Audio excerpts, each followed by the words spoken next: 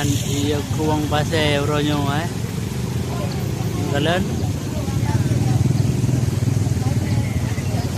kuang pasir ronyo melimpah ruah per ronyo.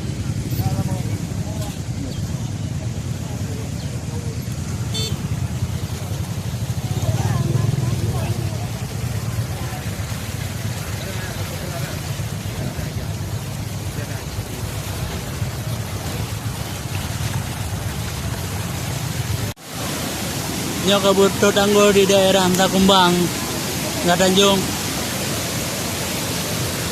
Nalai Pak Bendung iya ji.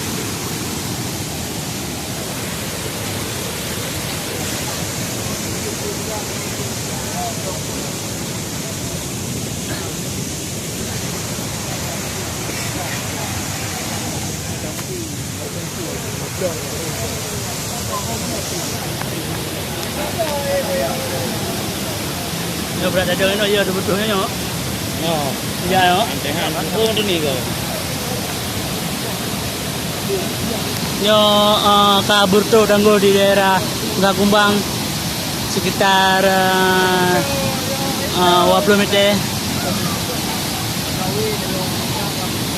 Yo siaga makaji ikrung kakurung karena butuh di daerah Takumbang. Oke, sekian.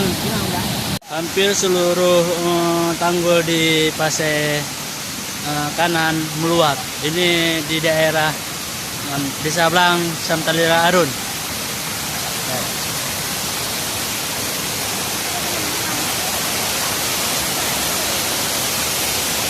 Ini tanggul yang meluap di daerah Desa Blang.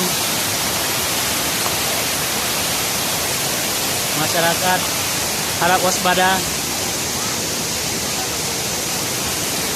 Karena kan air ini baru nyampe, baru meluap daerah jam 8.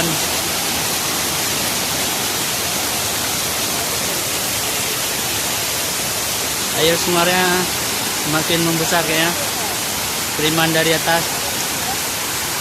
Oke, sekian. Allahu Akbar, Allahu Akbar, Allahu Akbar.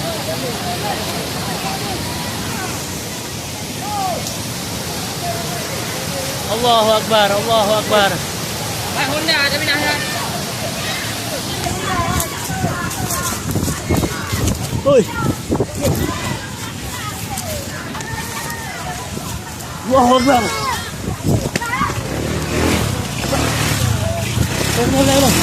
Iya, menang.